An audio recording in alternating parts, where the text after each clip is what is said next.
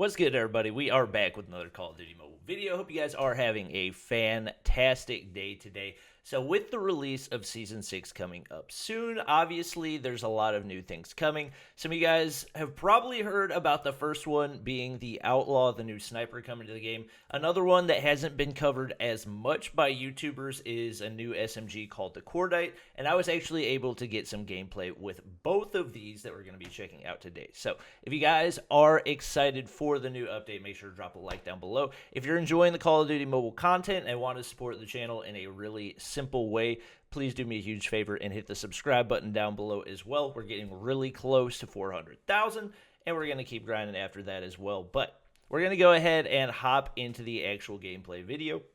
So for those of you who are wondering, the way that I obtained these gameplays was basically by downloading the Korean version of Call of Duty Mobile, because for some reason they got an update before the rest of the versions of the game. I had to go ahead and level up to level 8 in order to be able to play Team Gun Game, but once I did that, I was able to check out both of these guns. Now obviously I'm not going to be able to do any in-depth test because we're only going to be able to take a brief look for one kill, but you can take a look at the rate of fire, the recoil, the scoping animations, and everything else for both guns to just get a kind of feel for them and what they're going to be like in Call of Duty Mobile. So the first one, like I said, that we're going to be looking at is the Cordite, the new SMG in the game.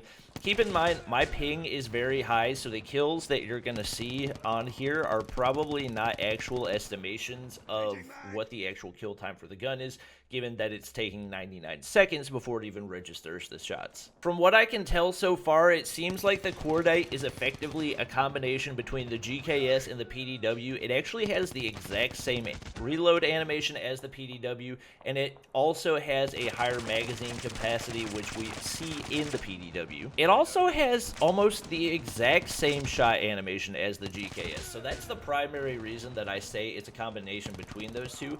For the most part, it seems like a pretty stable gun, and it does fire incredibly fast, so it fires way faster than the GKS. Like I said, pretty close to the PDW.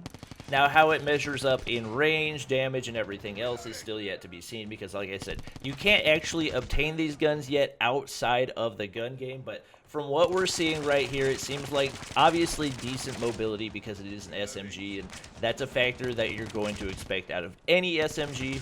Much higher magazine capacity than we're used to, which means more than likely you're going to have room to use other attachments because you're not going to need to use an extended mag. So whether that would be a foregrip, I'm sure Hawk's Nest will be doing tons and tons of tests on this to try to check out and see what the best possible options for using the Cordite are. For the most part, it seems like it is going to be a good option because right now, kind of the meta in Call of Duty Mobile is fast-firing weapons, and that is exactly what this is. So I'll definitely be interested to see if this is going to give the RUS-79U a run for its money as the best SMG in the game. I know Hawk's Nest likes to say that the PDW is the best, but I think based off of evidence that we've seen just from what most people, especially at a pro level, use in the game, I can say with pretty good confidence that right now the RUS-79U is the best SMG in the game. So as you guys can see right off the bat, we've just got a sick animated skin for the gun. As you can see, the heat stroke skin going to be coming to the game most likely relatively soon. If I had to guess, it's probably going to be in crates and lucky draws as opposed to bundles like we talked about over the weekend. Bundles are going to be made available for all players, but more than likely, we're not going to see a ton of epic and legendary skins, and if I had to guess, this is probably an epic skin, given that it doesn't have any type of specific kill animation, but it is a really nice skin for the Outlaw. As you guys can see, it has a pretty consistent, fast rate of fire, pretty quick scoping animation as well. It's definitely a faster scoping animation than the DLQ. I can tell that right off the bat. It's probably relatively similar to the Locust and the Arctic 50, if I had to guess. I think it also does have similar hitboxes as well. As you can see right there, we shoot the guy in the stomach and not able to one-shot shoot him in the leg as well, and not able to one-shot. But if we aim a little bit higher, you'll see in both videos, both of the kill shots that we're able to get are on chest shots on different guys. So it looks like it's going to be a pretty similar option to the Arctic 50. I think it does have slightly higher mobility as well. That's one thing that was noted in the patch notes, is that effectively the Outlaw is going to be fast firing, high mobility, and it is able to one-shot to the chest and head area. So we're probably going to have to wait until we have actual custom rooms to test out what the exact hitboxes are to see where it is that you have to hit somebody with this gun in order to one-tap them. Obviously, that's a huge factor and one of the most important factors in deciding what the best sniper rifle in the game is. But honestly, looking at this gameplay again, I think it might actually have a faster scope and animation than even the Locust and the Arctic 50. So for those of you who don't know, basically, I did a video a while back talking about what the best sniper in the game is, and I took into account a lot of different things. For the most part, I found out that range is not an actual factor for snipers. They all one-shot at the exact same percentage at all different ranges. So how far you are away, unless this is different, unless they made some difference for the Outlaw as compared to the Locust Arctic 50 and the DLQ, more than likely at all ranges it'll have the same ability to one-shot, and it really will come down to where on the person's body you hit them. So effectively for the DLQ, you're able to hit them lower on the stomach to still one-shot them, whereas with guns like the Arctic 50 and the Locust, you have to hit the chest area and above in order to one-shot them.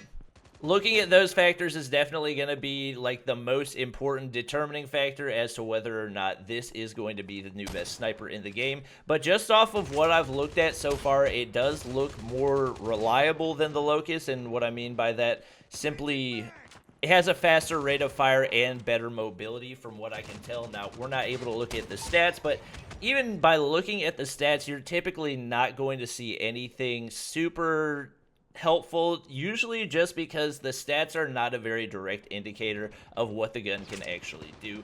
Outside of that, the gun does have a really cool reload animation as well, as you guys can see.